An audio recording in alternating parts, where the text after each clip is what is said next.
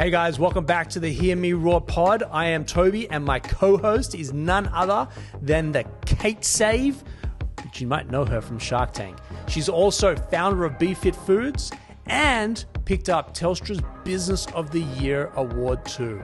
Kate? Well, Toby, you've got a super impressive CV, 25 years in global commercialisation experience, and you founded Creative Cubes, Australia's leading co-working space and real estate business. All right, let's get on with the pod. So Kate, this one's coming full circle for me. Yeah. In 2003, I moved from Sydney to Melbourne. Yep. Because I was chasing Sim at the time. Not chasing her. We had a summer fling. It was supposed to be just a summer fling, but it ended up, I think we're 24 years this year. Wow. And in 2003, I decided to move to Melbourne. And one of my good friends at the time, who's still my good friend, and actually he was my groomsman and I was his groomsman, John T. Schechter. Oh, yeah. His mum, Russell, I was in the fitness industry and she's like, come and meet my friend Craig at Harper's gym. Yes. Yes. Yes, Harper's. This is such a faded memory. Yeah. However, my daughter's name's Harper. So maybe there was some positive there. I was trying to get a job as a personal trainer. I didn't end up actually working at Harper's, but Craig was like the guy in Melbourne. He was. Yeah. He is. Still is. Yeah. Absolutely. I exited the fitness space in 2006 to pursue Petloo.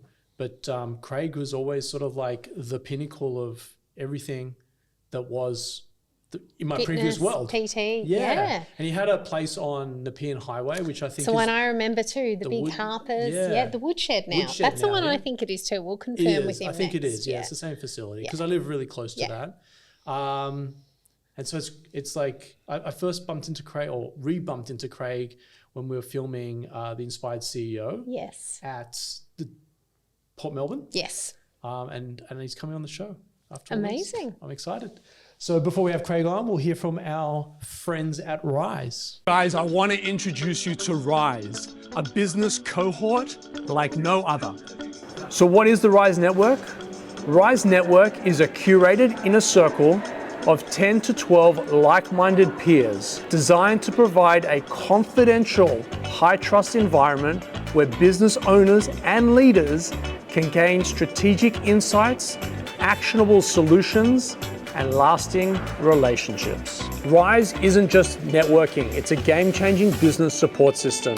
It has strategic problem solving built in, expert facilitation, actionable insights, long-term impact and authentic relationships, and it's based exclusively around high-trust cohorts. For your membership, you gain full access to Creative Cubes. That means you can drop in when you're on the run to use the meeting rooms, breakout spaces, or even just dock in for the day. We wanted to serve the underserved, the people that do need the help, do need the support, don't necessarily have the funds to be able to do it, and don't necessarily fit into one of these other organizations. And so that's where Rise kind of came from. So there you have it, guys. Go to werise.au, and I hope to see you at one of our cohorts soon. Hey, Craig, welcome. Oh, hi, thanks for having me. This is fancy. It is fancy. It's not as fancy as Nova.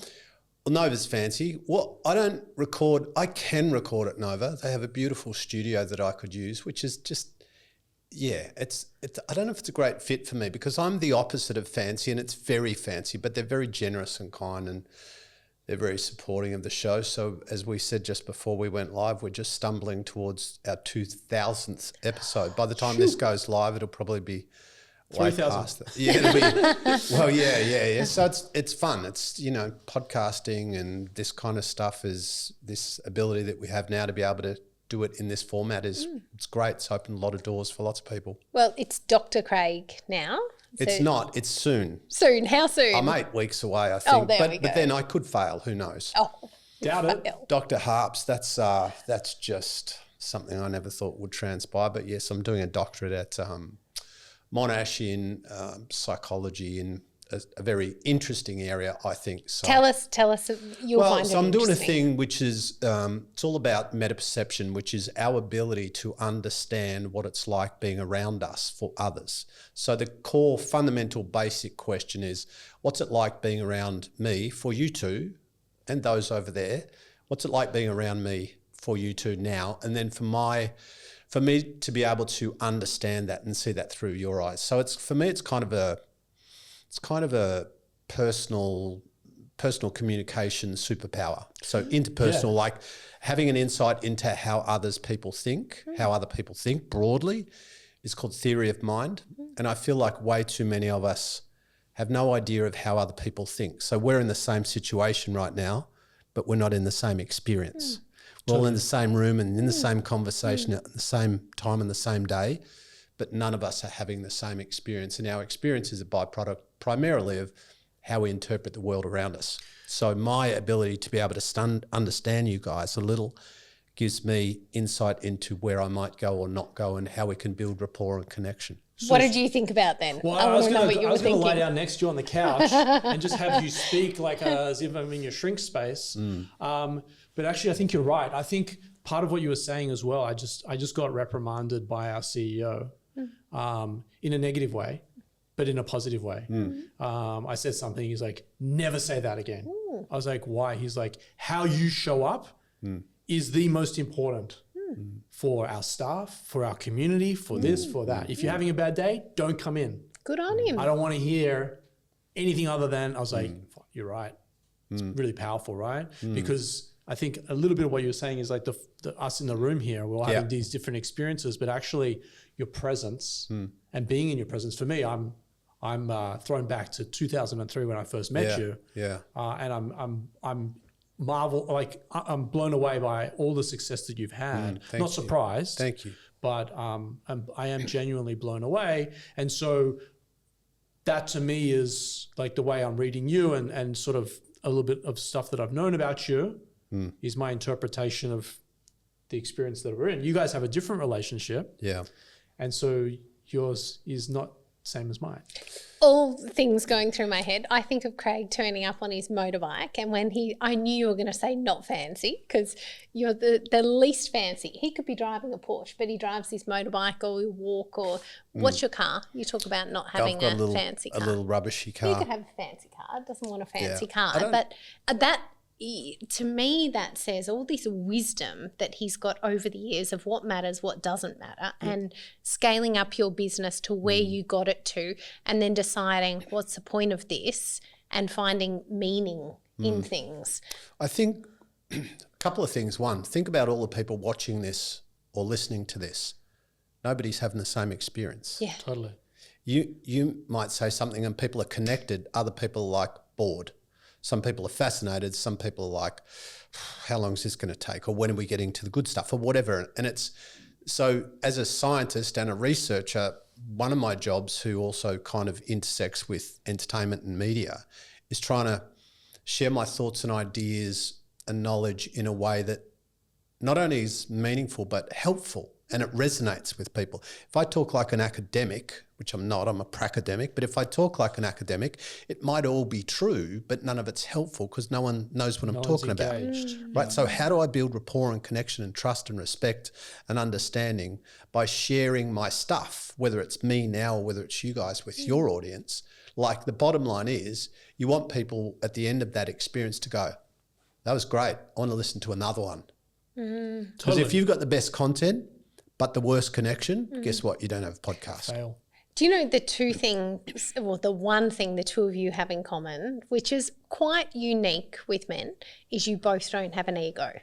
And that builds trust and rapport, particularly with women. I'm not sure about men, whether men do or don't like egos, but I think that builds rapport straight away. And that's something that's very unique about both you guys. You were on the pod this morning talking about intimacy and all sorts of things. That was a fun episode. It was very fun. Yep, a lot of I think the interesting thing about ego and trying to impress people, you actually create the opposite of what you want. Correct. Because we know what's going on, bro. Don't. Yeah. Don't. That's embarrassing. Yeah. Just be you. Yeah.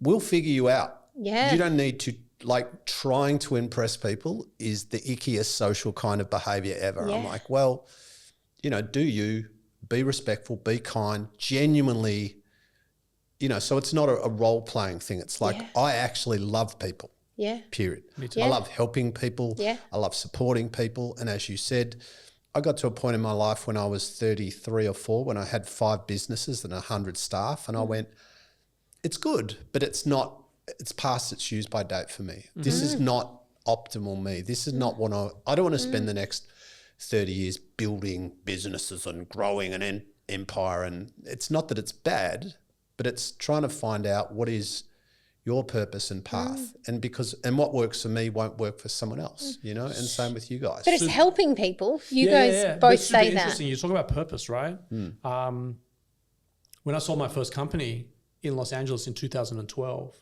I lost all my purpose. I was chasing this exit. I was chasing that, hey, one more sale, one more this, one more that. I'll make it. And I made it. Yeah. And then I remember waking up going, now what? What now? Yeah. Like, am I here? Like, where am I? And I actually lost my purpose for a couple of years. We had our previous guest. We talked about being in shape.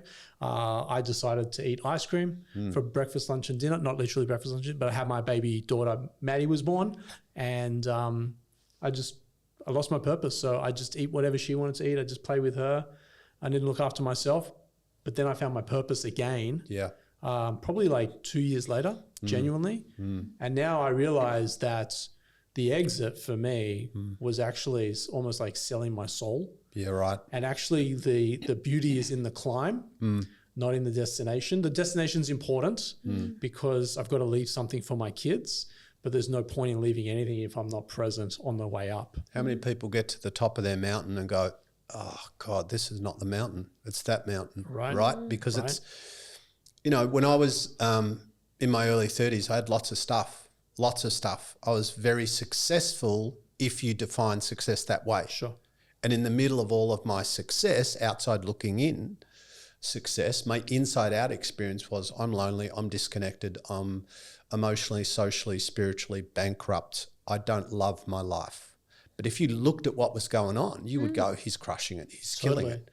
And it's not to say one caused the other, but I think many of us anyway grew up in a kind of a culture and a collective mindset that says success is about stuff. Success is about what you have and own and earn and drive and where you live and what you look like. And these days your brand and how many followers you have. But in the middle of all of that, you know, like a lot of the people that I've coached over the years, you would know and you would go, oh, like successful. Also medicated for anxiety and depression and sleeplessness, and also can't wait to sit down and talk to me because I'm not interested in their brand or their dough or how pretty or handsome or strong or jacked they are. And so it's like, oh, so we try and resolve internal issues with external stuff. Yeah. Oh, you know what I need? I need a 100-inch TV. And you're right, I could have a really nice car. I don't need a really nice car. I'm one dude. Yeah. I drive a Suzuki Swift. I love that thing. It's 6 years old. My friends laugh at me. I'm like, laugh away, bro. Yeah. Yeah. It's like, I love this. This is what makes people love you and your show, because call a spade, say it how it is, and don't put the fluff out there that everyone else is doing. The social media reel for most people is fluff. Yours is fuck this, do the hard work, or, you know, it's real. It's so real. and even if you want to zoom out and go, all right, what am I doing? Like, what's my life look like? What are my habits and behaviors? What's my operating system? What's the nuts and bolts of my existence? And is it working? Because for most people, it isn't. Most people struggle. And that's, I mean, the human experience is struggle, but it's also joy. It's peaks and troughs. It's good days and bad days. It's learning and unlearning. But I'm constantly getting things wrong still, constantly making mistakes, constantly getting in my own way, constantly self-sabotaging, also having the best time, also learning and growing and evolving. Also know, okay, so here's 20 things I'm not good at. You know, I don't need to be good at it. I can't be good at everything.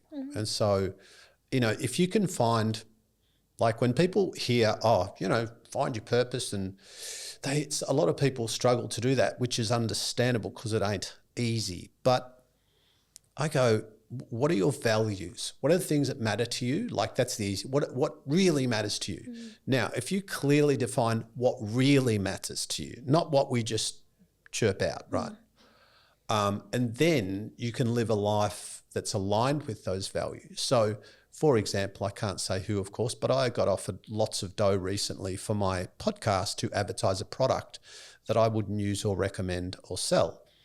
It's lots of dough. And Melissa, who runs my life, who's much smarter than me, she rings me and she goes, I think I know what the answer is going to be. I go, okay. And she goes, so this is the product and this is the company and this is the money. And I go, tell me about I didn't even know what it was, but it's a new version of another drug that's out there. And I went, oh, let me have a look. And I went, yeah. And I rang her back. I went, no.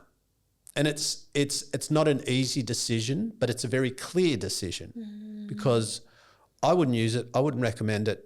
Therefore, I can't sell it. I hear you. Yeah. So, and and I'm not saying I'm great because I still make mistakes, but that going, all right, well, at least I have clarity. If I know what I stand for, then those decisions and those behaviours are quite obvious. Yeah. It's powerful, Craig. You come from a position of strength when you're negotiating with or not negotiating with these organisations. I reckon if you are, I don't need much stuff. I could live in a 1-bedroom flat with my crappy little car and go, I'm good. Yeah. I don't need to do that, but I could. And I don't need, I probably wore this pair of jeans last time we met. I probably wore these. It's like a new T-shirt. I noticed a new T-shirt. I don't own a suit. So when I do over the T-shirt. Yeah. I do over 100 corporate gigs a year and they go, oh, it's formal. I go, not for me. And they're like, I go, I don't own a suit. They go, really? I go, I don't own a suit. So if you need me to wear a suit, I go, I don't like suits. I hate suits. I think that's the second thing we've got in common. Yeah. I don't own a suit. Yeah, either. you don't. And you're always in runners. You love runners. Yeah. You're runners too, aren't you? No, I got boots on. Oh, you got boots. But I for think it's, like once you get past all the stuff that you're meant to have and do and then you sit in your still space, I recommend. This is hard, but the first time I did this was when I kind of got to that tipping point with my businesses. I went, and I never had time off. I went to Queensland for 10 days by myself. I didn't talk to another human. I didn't take a phone. I didn't take a computer. I didn't watch TV. I did not talk to a human. I did not spend any time with any person. And my instructions to my PA were, don't contact me unless someone's died or the joint's burning down. For the first 3 days, I cried. And I'm like, what is wrong with me? I can't be still. What is wrong with me? I'm in this beautiful place looking at the ocean. I'm sad. I'm anxious. I want to ring someone. What is wrong with me? And so that even that inability that we have to just be still and just to be alone and okay. And I literally wanted to figure out, I went away for 10 days to figure out what I wanted to do with the rest of my life, who I wanted to be and how I wanted to be and what actually mattered. And about day 4 or 5, I started to turn around. I found some joy. I still cried a bit. I was like, it was an emotional roller coaster. And I'm like, what is wrong with me? I'm an alpha male. Look at me. And I'm like, you're not an alpha. You're scared. You're scared of everything. That's okay. Like, what are you scared of? What are you going to do about what you're scared of? What works for you, what doesn't? And not just practically and commercially and financially, but what works for you emotionally and spiritually, whatever that means for you. Because I just see an ocean of human beings just striving and just like struggling and striving. It's not to say there's anything bad with building wealth and commercial success, of course. But I think when you find your sense of identity in your things, you're always going to be fearful and insecure because things go. Yes. It's like I used to be absolutely fully egotistical, fully obsessed with what I looked like, and my identity was my body, was my biceps, was my veins, was like, and I was 100 kilos and I just wanted to be bigger and I just this and that because I grew up as a morbidly obese kid, as you know. So then when I lost weight, I got all this approval and recognition and social acceptance. So then you learn that, the better you look, the better life is. Well, that's unfortunately a little bit true sometimes, but there's a tipping point where it's actually the opposite. So, yeah, it's been a fun ride. So interesting, isn't it? love it. It's Craig, this has been amazing. Thank Congratulations on everything that you do. Thank you. Both commercially and personally. I'm hearing from you today talk, again, from a position of strength, a position of recognition of self. And I know what you've done for tons of other people. And so it's great to be here. It's great to be in your presence. Thank you. And you do coaching now. Tell people about your coaching programs. I don't do much coaching. No. I do I don't advertise that, or I just, so like I do all my corporate. I do some coaching with people who, I'm not good at selling myself, but yeah, I do some. I don't have a lot of time. When I finish my doctorate, I'll have a lot more time next year, and I'll do a lot more public engagement. So I still do public workshops and events, but and then there's the other thing is you need to try and have some balance and some away from everything time. So yeah. I have this rule with my board. I'll give you 49 weeks a year. Just give me 3, and those 3 weeks I turn everything off. Phone, email. You can't contact me if you need to. And I've talked about this before publicly, but if you need me, call Sim. Otherwise, see you in 3 weeks. Yeah. And I do that every year with my kids.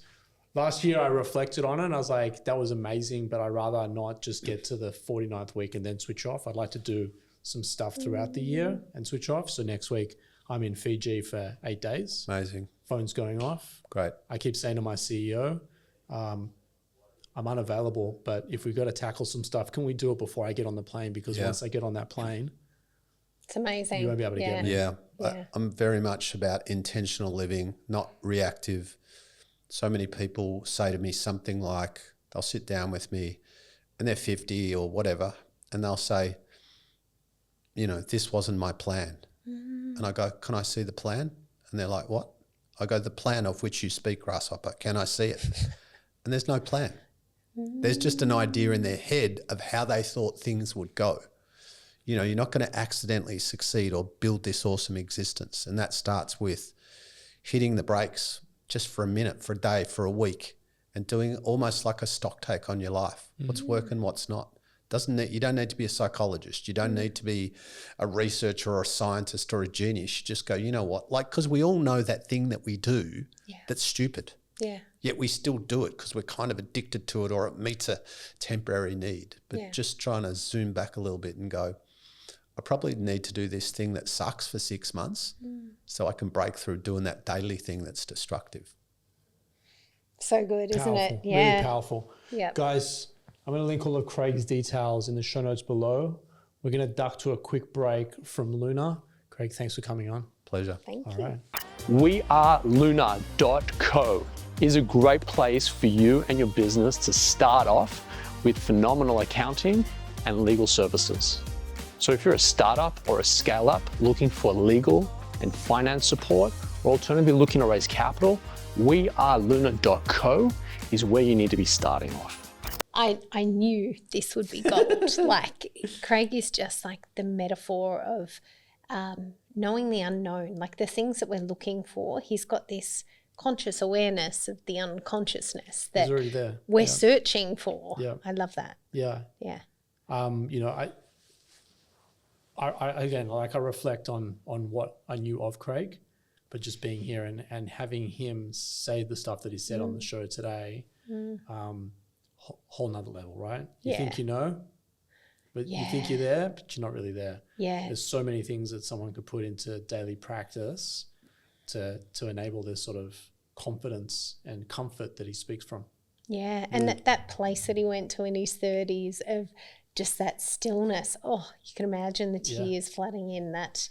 Yeah, I was going to say, like, I was thinking this morning as I'm driving in here, like, I really like driving with the car, not playing any music. Oh, yeah. Not listening to any podcasts. Yeah. On occasion, Yeah. Other times it's important. I'm driving with the kids and the stuff's off so that we can have a conversation. And then most of the time we're in the car, like, Dad, can we play some music? It's a bit quiet in here. But once I've dropped them off at school and I'm driving to work, there's either 3 things that are happening for me. 1, I'm listening to a podcast. 2, I'm calling someone in my leadership team to like just engage with them. Or 3, I'm not calling anyone and I'm just taking that 20 minutes to drive with no noise and quietness.